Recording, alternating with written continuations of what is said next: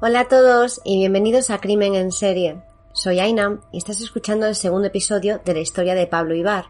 Si te has saltado el primero, te recomiendo que pauses este podcast y busques el de la semana pasada. Antes de nada, quiero dar las gracias a todos los que me habéis apoyado esta semana, a los que habéis compartido este podcast, a la difusión en Instagram y a vosotros, los que me estáis escuchando y os hacéis seguidores. De verdad, muchísimas gracias. Quiero hacer una mención especial a Nicolás, creador de la cuenta de Instagram de Pablo Ibar, por su ayuda y sobre todo por la labor que hace con la causa de Pablo. Os animo a visitar también su cuenta, es @pablo_ibar_libertad. Y ahora sí, vayamos con el caso. Voy a hacer un pequeño resumen porque tras una semana puede que nos hayamos olvidado de cosas y en este caso es muy importante no perderse nada. El 27 de junio de 1994, en la casa de Kazimir Sucharski son hallados los cuerpos sin vida del propio Kazimir y dos jóvenes modelos, Sharon Anderson y Mary Rogers. Kazimir era un empresario dueño de un club nocturno, el Cassis Nickelodeon.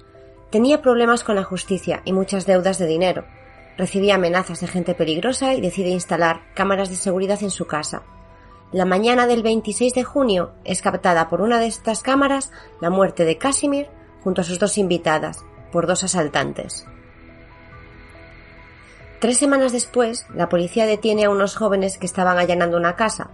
Tras unos interrogatorios, acusan a uno de ellos, Pablo Ibar, por el triple crimen al parecerse a la imagen sacada de la grabación. Y después detienen también a su compañero de piso, Seth Peñalver, al que creen que es el otro asaltante. Con la identificación de Gary Foy, la declaración de Jim Klimezko, la huella de zapato, las huellas dactilares, la camiseta que le cubría el rostro y el vídeo, los investigadores están seguros de que podrán culpar a Pablo Ibar y Seth Peñalver del triple asesinato de Miramar. Ahora solo falta que los miembros del jurado vean todo lo que han conseguido, declaren culpables a los asesinos y los castiguen con la condena máxima, la pena de muerte. El contenido de este podcast se basa en indagaciones extraídas de periódicos, libros, informativos, documentales y vídeos, todo ello con el propósito de ofrecer entretenimiento e información. Es importante señalar que las opiniones expresadas son de carácter personal. Soy Aina y esto es Crimen en Serie. Empecemos. En 1995, Cayo Morgan es nombrado abogado de oficio de Pablo Ibar y en mayo de 1997 se celebra el primer juicio contra los dos detenidos. No he encontrado demasiada información de este juicio ya que se declaró nulo en enero de 1998, al no haber pruebas suficientes ni unanimidad entre los miembros del jurado. La declaración de Gary Foy es del todo confusa, entrando en contradicciones constantes. Y lo más importante, y que aún no sabéis, las huellas dactilares encontradas, que recogieron más de 100, el ADN de la camiseta que llevaba el segundo asaltante tapándole el rostro, no pertenecen a Pablo Ibar, ni a Seth Peñalver. Encontraron 5 perfiles genéticos distintos. 3 son de las víctimas y 2 de 2 personas desconocidas. Curioso, ¿verdad? Pero estaba la imagen del vídeo. Por todo esto, se declaró nulo, como ya he dicho. Pero no son liberados y vuelven a estar a la espera de un nuevo juicio. Pablo habla con su familia para tratar de cambiar de abogado, ya que no confía en Cayo Morgan. La familia trata de recaudar dinero, pero la justicia en Estados Unidos es muy cara y no tienen forma de afrontar los gastos de un buen abogado. El nuevo juicio se inicia el 11 de enero de 1999. Mirad qué pocas cosas suceden, pero qué rápido pasa el tiempo. Menos para quienes tienen que sufrirlo. Con las tonterías, Seth Peñalver y Pablo Ibar ya llevan 5 años en prisión esperando a que se les juzgue. El 26 de enero sucede algo inesperado. Cayo Morgan es detenido por una agresión a su mujer embarazada. Pablo se lo cruza en el juzgado, estando los dos esposados. Ahí Pablo se desmorona y piensa que está perdido. En este punto, los procedimientos de Pablo y Seth se separan y serán juzgados por separado. Pablo Ibar presentó una moción de cese del abogado, pero fue denegada, aunque sí le admitieron un aplazamiento de juicio. En abril del año 2000, cuando comienza el segundo juicio, es el propio Morgan el que pide otra suspensión por sufrir una dolencia hepática, que vuelven a denegar. Yo no entiendo nada. Así sigue el juicio con un abogado con muchos problemas personales, judiciales y de salud. Pablo se siente cada vez menos optimista viendo cómo su abogado no hace su trabajo. Hasta la prensa tacha de desastrosa la labor del letrado. No presentaba pruebas que tenía pagadas y preparadas. No ponía objeciones a los fiscales ni testigos. No investigaba ni se informaba. Ni la falta de pruebas ni los testimonios de Tania, su madre y su hermana, alegando que Pablo estaba con ella esa noche, nada hacía presagiar un buen final para él. El 14 de junio del 2000, Pablo Ibar es declarado culpable y el jurado recomienda la pena de muerte. El 27 de julio, Seth Peñalver es condenado a muerte y el 28 de agosto se ratifica también esta condena para Pablo Ibar. Ambos apelan al Tribunal Supremo de Florida y aquí viene algo curioso. El 2 de febrero del 2006 revocan la sentencia de Seth Peñalver por irregularidades en el caso, pero a Pablo Ibar al mes siguiente y el mismo tribunal le confirma la culpabilidad y condena porque el abogado de Pablo no cuestionó las pruebas en su momento, aunque hubiese las mismas irregularidades que en el caso de Seth. A pesar de todo lo malo, Pablo aún tiene buenos momentos. Se casa con Tania, que no ha dejado de apoyarlo en ningún momento. Conduce durante 6 horas para poder estar con él cada sábado de la semana y no falla ni uno. Para ella, evidentemente es complicado. Ha renunciado a su vida por él. De hecho, Pablo había intentado dejarla para que ella pudiese tener una buena vida, pero ella no se rindió. Como ella ha manifestado muchas veces, si supiera o tuviera dudas de que podría haber sido él, no estaría pasando por esto, pero estaba con ella ese día, lo sabe ella y todo su entorno que fue testigo. La familia de Pablo tampoco se da por vencida. Consiguen la nacionalidad española para Pablo y de la mano de Andrés Krakenberger, que ha sido un pilar para la familia, surge la asociación Pablo Ibar contra la pena de muerte y recaudación de fondos para un juicio justo, que por cierto os invito a que visitéis y si podéis, como ellos dicen, no hay un donativo pequeño, con muy poco se puede hacer mucho. La página es www.pabloibar.com. El Gobierno vasco, Asuntos Exteriores y el Ministerio de Justicia apoyan y ayudan en la dura situación que vive Pablo, pero ellos no pueden cambiar las leyes de Estados Unidos. Para que os hagáis una idea, los costes de la justicia en Estados Unidos a los que tienen que hacer frente ascienden a más de 1,5 millones de euros desde que se inició todo el proceso. Gracias a las ayudas y donaciones consiguen dinero para poder contratar a un buen abogado, Benjamin Waxman. Deciden presentar una anulación de la condena por una inadecuada defensa por parte de Cayo Morgan en el tribunal de Broward County y se celebra una audiencia probatoria. En este punto, y para sorpresa de todos, en una cadena de televisión se recibe una llamada de una persona que dice tener información muy importante sobre el caso de Pablo Ibar. Y aunque en un principio es alguien anónimo, después decide dar la cara. Juan Gispert declara que cuando había visto las imágenes del vídeo no tenía ninguna duda de que esa persona era William Ortiz, un delincuente que se dedicaba a robar en las casas a primeras horas de la mañana mientras la gente dormía. El señor Gispert, cuando había hablado con la novia de William y ésta le había dicho que estaba en la cárcel, él se pensaba que era por este crimen, pero al ver después que habían condenado a Pablo, decidió hacerlo público porque estaba convencido de que la persona del vídeo era William Ortiz, ya que, según él, se lo había admitido y le había dado todos los detalles. Se paralizó la audiencia que tenía Pablo, pendiente hasta investigar este hecho. Se le tomaron huellas y ADN a William Ortiz, aunque este había negado ser el autor del crimen. Se realizan las pruebas entre 2009 y 2010, pero resultan negativas. Pasan 2 años más hasta que el tribunal de Broward niega a Pablo la moción de revisión de su caso. Unos meses más tarde vuelve a presentar otra apelación, pero al Tribunal Supremo de Florida. Al mismo tiempo se sucede el nuevo juicio de Seth Peñalver, y el 22 de diciembre del 2012 es absuelto de todos los cargos y puesto en libertad. La defensa de Pablo incorpora a la apelación argumentos sacados de la absolución de sed, pero al Estado no le debió de gustar mucho esto, porque ordenó que se eliminara de la apelación cualquier referencia al caso de Peñalver. Fijaros en los años que han pasado ya. Estamos en 2012, desde 1994. Que lo arrestaron, ha habido un juicio nulo, un juicio precario, 2 anulaciones de apelaciones y uno en curso. En 18 años. En el 2014 se produce la vista para la apelación, en la cual también Cayo Morgan presenta una declaración jurada en la que admite que no ha realizado una defensa digna para Pablo Ibar. Y por fin, en febrero del 2016, se anula la pena de muerte y se aprueba la repetición del juicio por haber tenido una defensa ineficaz en el juicio del año 2000. La Fiscalía presenta entonces un recurso de reposición, pero el tribunal lo rechaza. Bueno, ya solo faltaría, vamos. En el estado de Florida, antes del año 2016, el jurado podía condenar a muerte aunque no hubiese unanimidad.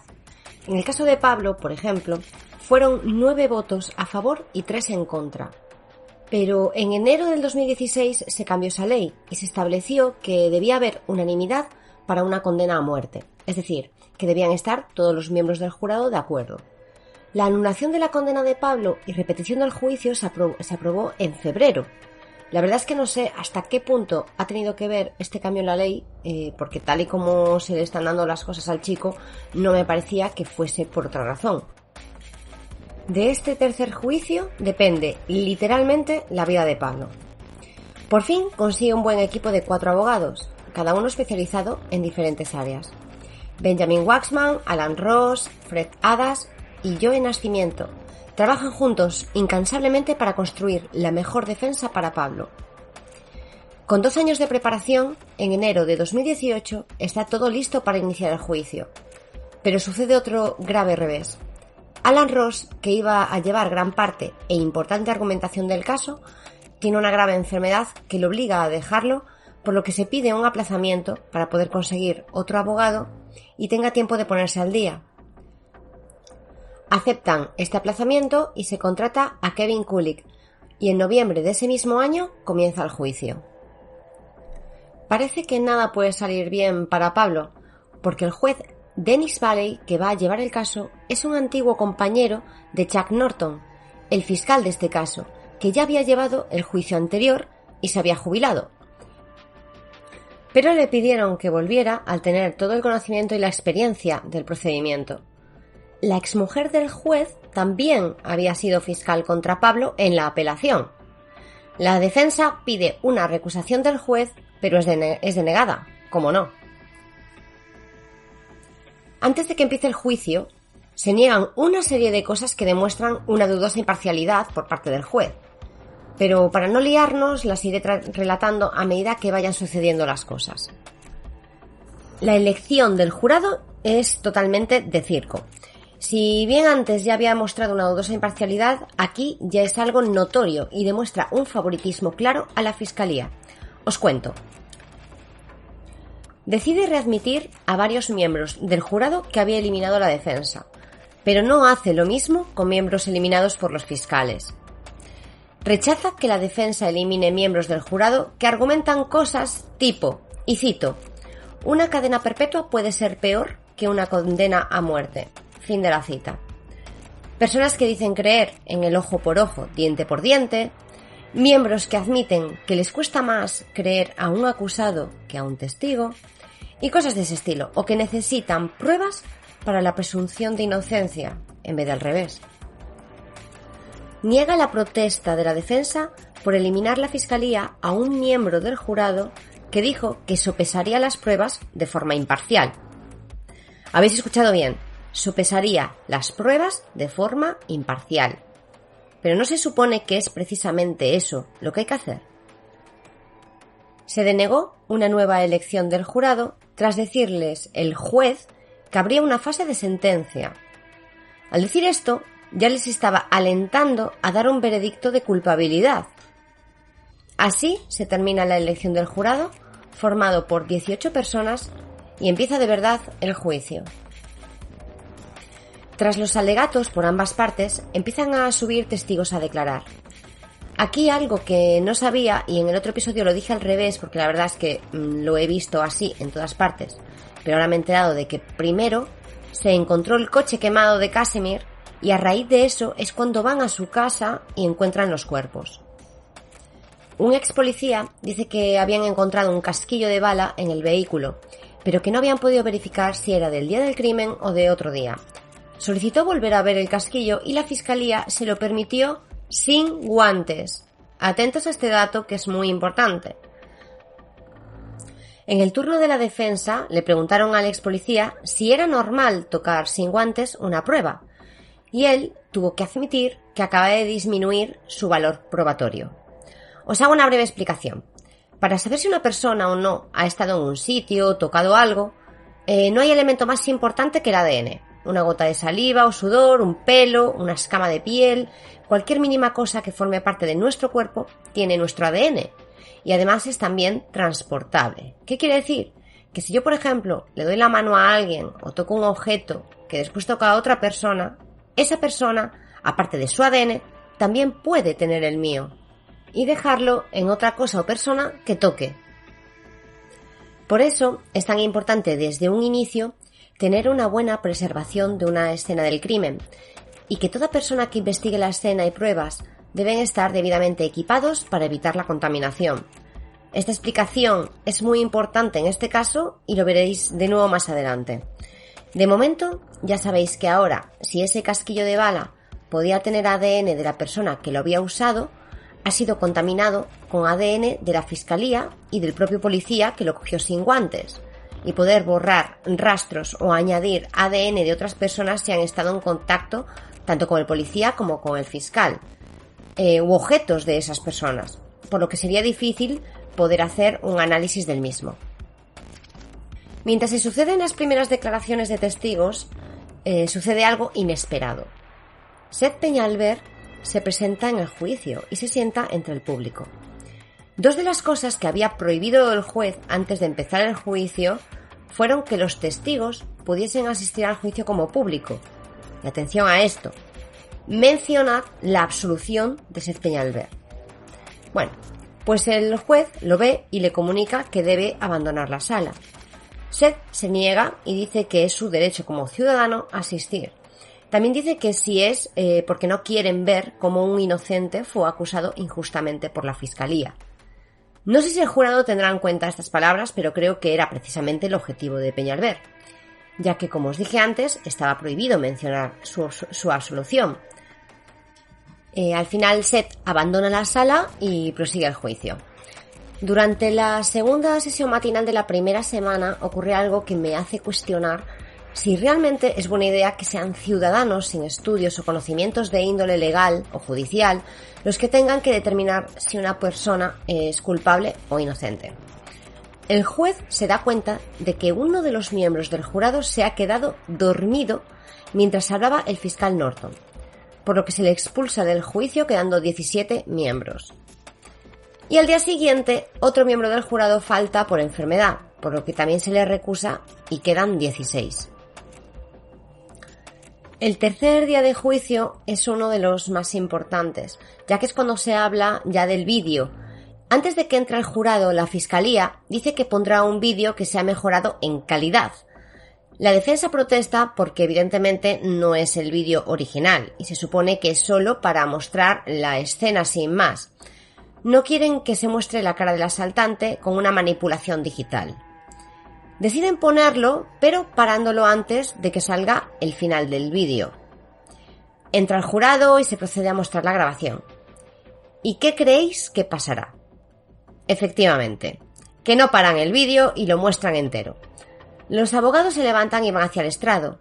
Le dicen al juez que tenían un acuerdo, de que el jurado no vería esa parte del vídeo, que habían aceptado ponerlo simplemente por ese acuerdo. Norton reclama que qué importa, y el juez dice que está de acuerdo con el fiscal y suspende la sesión. Otro dato es que los abogados habían pedido como testigo al agente George Scaluba, que había hecho esta mejora del vídeo digital para poder preguntarle qué métodos había utilizado, porque claro, un vídeo de 1994 en VHS, en blanco y negro, borroso, granulado, con las míticas líneas de distorsión, ¿cómo haría para reconstruir una cara que no se sabe quién es? Pues bien, como no podía ser de otra manera, el juez negó que este agente acudiese como testigo en ese momento.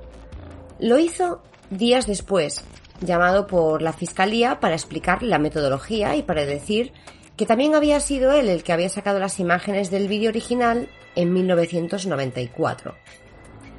Pero deben de finalizar la sesión ya que el fiscal Norton se encontraba indispuesto. Si no fuese por todo lo que he oído y visto, quizá no dudaría de esto, pero ahora ya no sé qué pensar. No quería que le preguntaran nada relacionado con las mejoras al vídeo o su opinión, no lo sé. Para que no nos hagamos un lío, en vez de ir día a día en el juicio, voy a explicar de cada prueba todo lo que se ha testificado, porque tras un mes de juicio se ha llamado varias veces en diferentes días a la misma persona o a otras para hablar de los mismos hechos. En relación al vídeo, la defensa llamó a un experto en reconocimiento facial, Raymond Evans, y este expuso una serie de factores que hacían imposible que fueran la misma persona, comparando líneas de mandíbula, barbilla, las cejas y los ojos. La fiscalía intentó cuestionar su peritaje, pero Evans se mantuvo firme y señaló que las diferencias entre los rostros no son por la ínfima calidad del vídeo. Aquí un inciso. La fiscalía trataba de desacreditar el peritaje por la mala calidad del vídeo.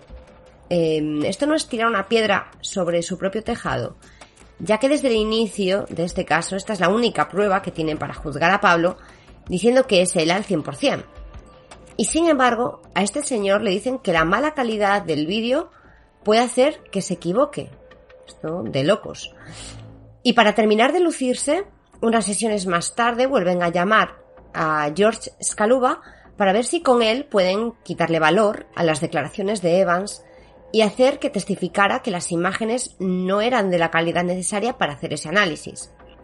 Cuando le tocó preguntar a la defensa, y yo creo que ya ayudado por la fiscalía con su declaración, consiguió que admitiera que la calidad del vídeo era tan deficiente que no se podía confirmar que Pablo Ibar fuera o no fuera el del vídeo.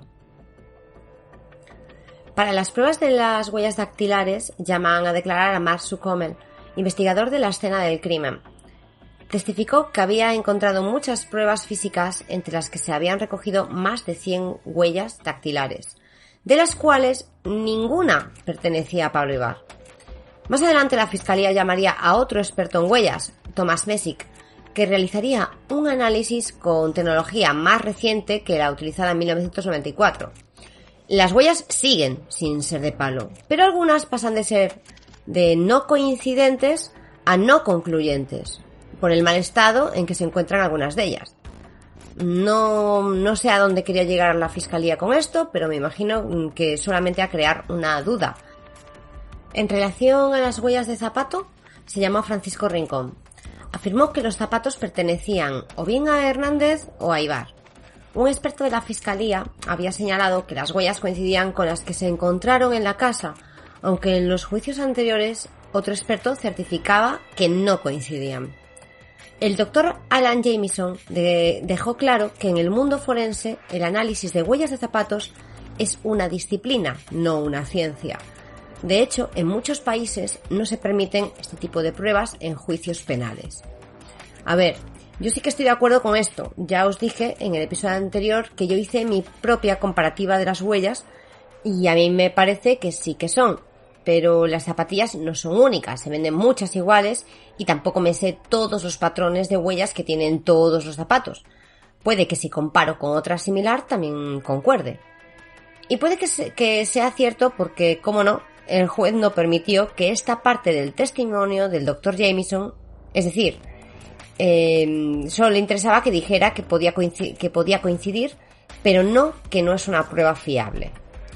De todas formas, Jay Taylor, un amigo de Pablo que pasaba con él mucho tiempo y casi todos los fines de semana, testificó que en esa vivienda se prestaban toda la ropa, todos excepto Pablo, que de hecho esto creaba muchas tensiones, pero que era altamente improbable que prestara cosas o que Ibar utilizara otros zapatos o ropa que no fuese suya. En este punto voy a hablar de los testimonios del detective Mansella porque, como ya os había dicho, hubo muchas mentiras y casi todas son de este hombre, y si no, no puedo contarlas sin liarlos con los datos. Para empezar, admitió no haber seguido otras pistas de investigación en torno al caso. Supongo que se refiere al hombre que admitió haber quemado el coche de Casimir por orden de su jefe, a las deudas a la mafia, a la exnovia que lo amenazaba, a las llamadas de gente con información, etc. También tuvo que admitir que Pablo se había mostrado siempre colaborador en el interrogatorio y que, aquí otro dato importante, cuando le mostró la foto y le dijo la famosa frase de «te tengo» y decía que Pablo agachó la cabeza como sintiéndose atrapado, se pudo demostrar que en todos los informes y transcripciones ponía que Mansella había afirmado que Pablo negaba que él era el de la foto. Y como ya hablé del amigo de Pablo, de Jay Taylor, aquí puedo decir que también testificó que durante la investigación en varias ocasiones había recibido amenazas por parte del detective Mansella para que identificara a Ibar como la persona de la foto extraída del vídeo, pero afirmó con rotundidad que ese rostro no era el de Pablo. Con esto también añadiré que hubo manipulaciones a la familia de Pablo, donde les mostraban la foto y les hacían firmar un papel diciéndoles que era para dar constancia de que habían visto la foto.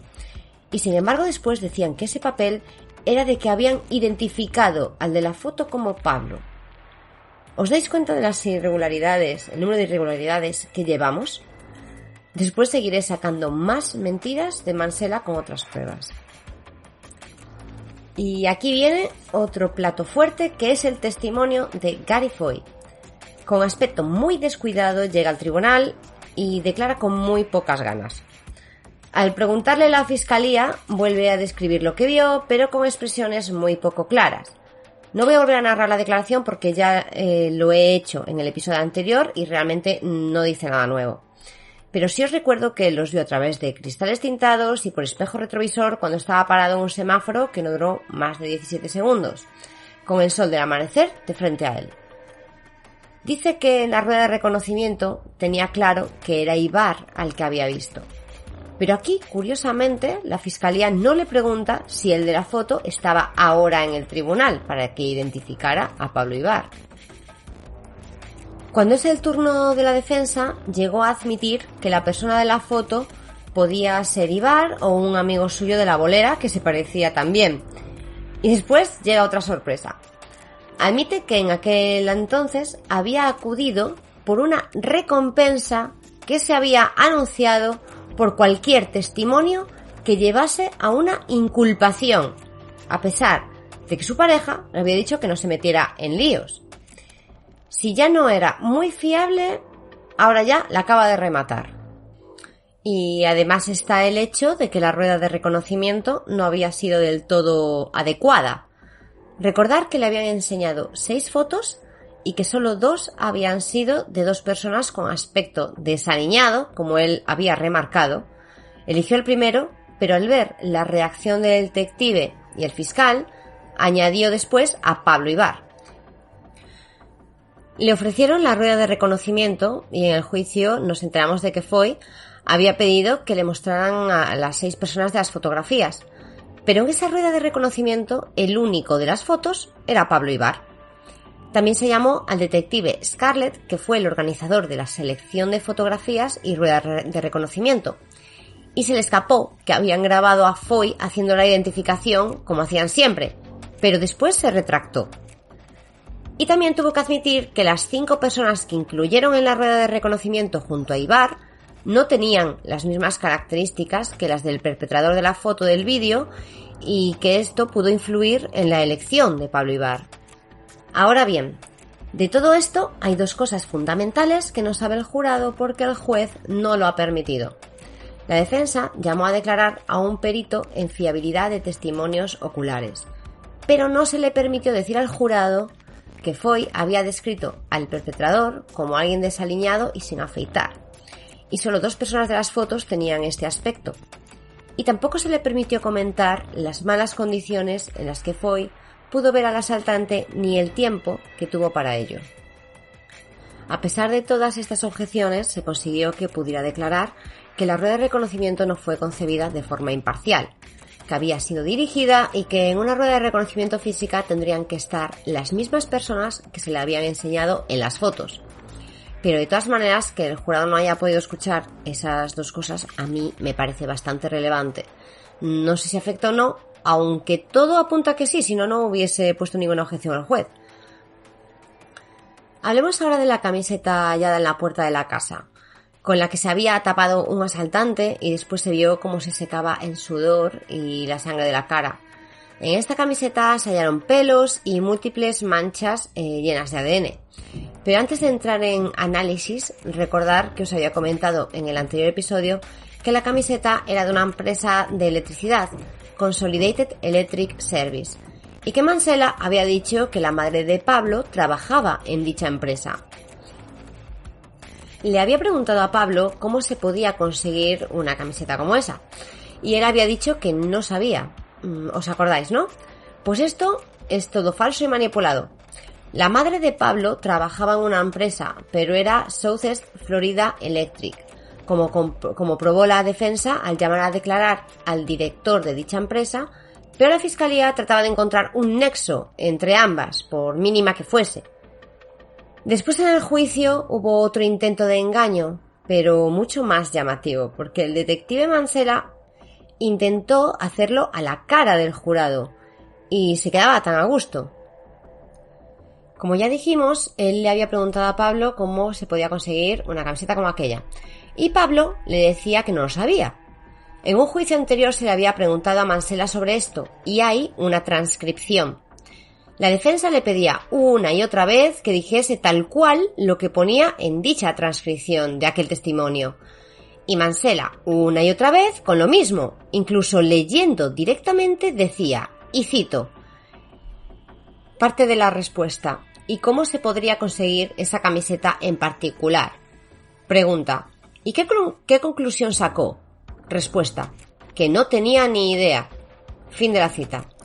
Hasta que el juez, yo creo que aquí trataba de ayudar a Mansella porque lo veía muy seguro de lo que estaba leyendo, cogió el papel, lo leyó y ponía, vuelvo a citar, parte de la respuesta, ¿y cómo se podría conseguir esa camiseta en particular? Pregunta, ¿y qué conclusión sacó? Respuesta, que no tenía ni idea de Consolidated Electric. Fin de la cita. A ver, no es lo mismo decir una cosa que otra. Con esto queda más que demostrado que no se podía fiar uno de lo que decía este detective. Y en base a esto nos podemos dar cuenta de tantas cosas que pudo haber hecho y dicho para incriminar a Pablo, ¿no? Ahora vamos con el ADN. Tras no sé cuántos análisis que llevaba ya la camiseta, en la que todas excluían a Pablo Ibar y Seth Peñalver, que salían 5 perfiles genéticos, 3 de las víctimas y 2 de 2 personas desconocidas. Evidentemente creo que son los asaltantes. En este último juicio ocurre algo inesperado. En un último análisis y en una pequeña zona de toda la camiseta hallan una coincidencia con Ibar. Antes de seguir voy a hacer otro inciso para recordaros lo que hablamos antes de la contaminación del ADN, y se ha demostrado en el juicio que al menos una persona, el fiscal Chuck Norton, no utiliza guantes cuando maneja las pruebas del caso, y recordemos que él ya estaba en el juicio anterior. Hasta llegó a tirar de prepotencia en el mismo juicio cuando se le recriminó por no ser cuidadoso, cogiendo el zapato y manoseándolo delante del juez y del jurado. Hubo un momento en que cuando iba a coger otra prueba, el propio juez le tuvo que decir que usara guantes. Pues con esto quiero decir que ninguna prueba de ADN hecha para este juicio puede valer absolutamente para nada. Aquí hay otra cosa que ha negado el juez que sepan los miembros del jurado, y es que se ha sabido que la empresa que ha realizado este análisis, en el que se ha encontrado el ADN de Ibar, había tenido problemas en otras ocasiones por contaminaciones en sus análisis. También se sabe que en 1994 no se sabía tanto de la contaminación y del ADN como se sabe ahora. Y de hecho, en la cadena de custodia de la camiseta y de la forma de precintarla cuando se lleva de un lugar a otro, hay muchas lagunas que también quedaron demostradas en el juicio. En esta parte también se habló que no se sabía muy bien cuál fue la cadena de custodia del ADN de William Ortiz. Pero bueno, de esto no se habló mucho más. De todas formas, todos los expertos, y aunque hubiese ese mínimo positivo, están todos de acuerdo en que Pablo no era el portador de esa camiseta, porque tampoco tiene sentido que estando tan pringada de saliva, sudor, solo saliera ese mínimo, y no por todos lados. Por cierto, que se me iba a olvidar, que es algo que también os va a impactar. Después de que se dijera que en la camiseta no había ADN de Pablo, tanto la Fiscalía como el detective Mansella dijeron que entonces esa camiseta no era la que llevaba el asaltante tapándose la cara, que debía ser una camiseta del propio Casimir que la tiraría unos días antes ahí, después de lavar su coche. Como creo que ni ellos se creían lo que estaban diciendo, tampoco fueron muy pesados con esto. Y llega el turno de Jim Klimeczko, el chico que estaba quedándose en casa de Pablo unos días porque este le había dejado para ayudarlo, ya que estaba pasando un mal momento y tenía problemas con las drogas. En el anterior juicio había testificado que Pablo y Seth habían ido a la casa el domingo por la mañana. ¿Os acordáis que no concordaban las horas con lo manifestado con Gary Foy, verdad? Bueno, eso, que habían acudido a la casa en un coche negro y habían dejado un arma. Esto no os lo había mencionado antes, pero porque no lo supe hasta que revisé los juicios. Pues el arma es otro punto que era importante para la Fiscalía, porque sí que era cierto que tenía un arma similar a la del crimen, una TEC 9, pero que después se localizó y no concordaban con las pruebas balísticas. Que por cierto, este dato se le olvidó mencionarlo a Mansella cuando hablaba del arma y que era la misma. Además hay otro dato curioso. La defensa había solicitado la documentación relativa a pagos realizados a testigos, incluidos pagos realizados a través de Crime Stoppers, que es una organización que capta información ciudadana para resolver y prevenir crímenes. El Estado negó que se hubiese hecho pago alguno a Klimeczko, pero en el juicio se aportó el testimonio en el cual se confirma por primera vez en 24 años que Klimeczko había recibido un pago de Crime Stoppers. En la repetición del juicio contra Seth Peñalver en 2012, reveló que su testimonio había sido falso, influido por cierta enemistad que tenía con Ibar y Peñalver y porque le habían pagado $1.000. ¿Adivinar quién aprobó dicho pago? Sí, el detective Mansella. Y por último, hay algo que se dijo casi al principio del primer episodio y no se ha vuelto a mencionar. Y para mí es una de las cosas más importantes que existen en este caso. El vídeo del bar donde se grabó a dos personas discutiendo con Casimir la noche del sábado. Pues bien, os voy a tratar de contar todo, pero de forma resumida porque tiene tela. Ni Pablo ni Seth tenían conocimiento de la existencia de estas cintas, hasta que en el juicio de 2012 de Peñalver se descubrió que el Departamento de Policía de Miramar poseía dos cintas VHS del 25 y 26 de junio de 1994 del Casis Nickelodeon. En dicho juicio, el tribunal ordenó al departamento que trajera las cintas para su inspección. Se tomó custodia de 3 contenedores y tras su inspección se descubrió que el departamento de Miramar tenía 2 cintas, de cuya existencia nunca habían informado a la defensa. Un inciso, el detective Mansella, que está en todas, testificó que los vídeos de la noche del 25 de junio habían sido sacadas del bar y que estaban bajo custodia en el departamento de Miramar, que el detective Black había visto esas cintas. El juez pidió a un detective que visionara las cintas y que al día siguiente informara al tribunal. El detective testificó que anteriormente habían contenido imágenes, pero que a fecha de 18 de julio del 2012 dichas imágenes habían sido borradas. Y ya está, solucionado, como si nada hubiese ocurrido, porque yo no he encontrado nada que informe sobre una investigación de este hecho ni nada. Sé que se utilizó un imán para ello, pero lo único que parece que se sabe de estas cintas es lo que testificó Mansella y punto. Bueno, pues tras hacer un peritaje de que habían sido borradas intencionadamente, se incorporaron como pruebas en el juicio de Peñalver. En 2019, la oficina administrativa alegó que el Estado había tomado posesión de las cintas, pero el Estado nunca había señalado su existencia a la defensa de Pablo. No se proporcionaron recibos ni informes de la cadena de custodia. Y ahora, en el juicio de Pablo, el tribunal ordenó, al igual que pasó en el juicio de Seth, que se entregaran todas las cintas, y así lo hicieron. Se hizo un recuento de 237 cintas, pero esas no estaban y la Fiscalía afirma desconocer su paradero e insiste que son totalmente irrelevantes para el caso. La defensa no desiste y dice que esas imágenes pueden culpar o no a Ibar y que si están borradas merecen un peritaje para determinar si el borrado fue intencionado, como se comprobó en el juicio de Seth, y que se aceptaron como prueba en su caso. Al día siguiente aparecen las cintas. Según la Fiscalía, estaban en un cajón en la oficina de la Fiscalía y que habían sido traspapeladas y dejadas en una estantería. Qué casualidad, ¿no? Pero que como no hay documentación ni nada relativo a ellas, no pueden ser relevantes. Y como no, el juez está de acuerdo y decide no introducir nada relativo a estas cintas en el juicio. Bueno, y con esto también hay otra cosa importante que no hemos hablado.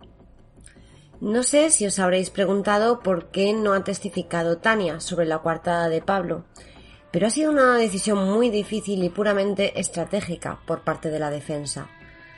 A pesar de que es la mejor prueba de que Pablo es inocente, yo creo que no lo han utilizado porque no tienen pruebas más allá de las palabras de Tania y su familia. Se podrían haber conseguido pruebas e informes a través de las llamadas que se hicieron y la tarjeta que había utilizado su madre. Pero eso se tendría que haber hecho en la investigación o en la investigación por parte de la defensa de Cayo Morgan, pero no lo hizo. Y así también lo ha declarado en su carta para la apelación de Pablo. También creo que la estrategia de la defensa, aparte de esto, era que viendo cómo pintaba la cosa, acabara perjudicando más a Pablo en algún sentido. Tras esto llega el final y el alegato de la defensa y la fiscalía. Y aquí otro gran momento. El fiscal le dice al jurado que no dejarán escapar, y cito, a este asesino. Fin de la cita.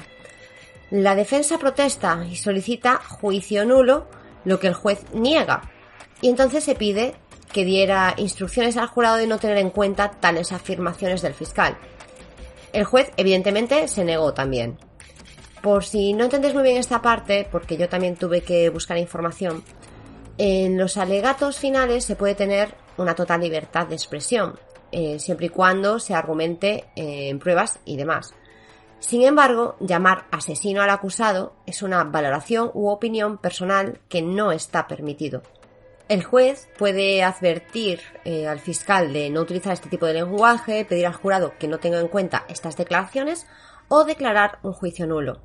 Pero ya vemos que el juez no hace nada. Así concluimos el juicio y esperamos la deliberación del jurado, que ya os adelanto que también habrá sorpresas. Pero eso será en el próximo episodio. La historia de Pablo Ibar, el veredicto. Con él finalizaremos este caso. Antes de terminar, me gustaría hacer un breve análisis de las pruebas que existen. Tenemos un primer juicio nulo, otro juicio en el cual ya vimos que el abogado de Pablo no era una defensa digna para nadie, como así reconoció él en la apelación posterior, donde hubo una condena a pena de muerte que se revocó tras un largo periodo y se aceptó un nuevo juicio. La investigación se centra exclusivamente en Pablo, sin verificar otras opciones, sospechosos o informaciones recibidas, tal y como ha tenido que aceptar el detective Mansella. Los testigos de la Fiscalía no son del todo fiables, ya que hay recompensas de dinero por medio y declaraciones de expertos que, aunque el jurado no puede saber del todo sus valoraciones, no les aportan veracidad a sus testimonios. No existe ni una sola prueba de ADN o huellas que vincule a Pablo con el crimen. El zapato tampoco me parece una prueba fiable. No se puede verificar que fuese ese calzado y menos que perteneciese a Pablo. Hay una camiseta con sudor, saliva, sangre y pelo en la que hay perfil genético de una persona desconocida. No tienen arma del crimen, ya que la que sospechaban que era se verificó con la prueba de balística que no fue la usada en el crimen. Y el vídeo solo podemos decir que puede parecerse un poco a Pablo tras los retoques hechos por la policía, pero también se puede parecer a otras personas, incluso al amigo de la bolera de Gary Foy, como bien dijo él. Así que tampoco es una prueba concluyente. Por lo tanto, ¿qué tenemos que sea 100% de Pablo? Realmente nada. ¿Y qué tenemos 100% de que no sea Pablo? No puedo decir la coartada porque en realidad, aunque sea cierta, por desgracia no podemos tener pruebas físicas de ello. Pero para mí el vídeo es fundamental, pero no para ver realmente quién es el asaltante, sino para saber qué estuvo tocando, para ver cómo se frotaba la cara con la camiseta y después ver que el ADN y huellas de todo no pertenecen a Pablo, pero sí a una persona desconocida. Junto con eso y una investigación para saber realmente qué pasó con esos vídeos borrados del casus Nickelodeon, creo que es lo más importante de este caso. Me encantaría leer vuestras opiniones sobre este juicio. Yo creo que he dejado bastante clara mi postura. Y no olvidéis seguirme en las diferentes plataformas y en Instagram, @crimenenserie. También podéis compartirlo con vuestros amigos y familiares, y así me ayudáis a crecer. Muchas gracias por estar ahí y hasta la semana que viene.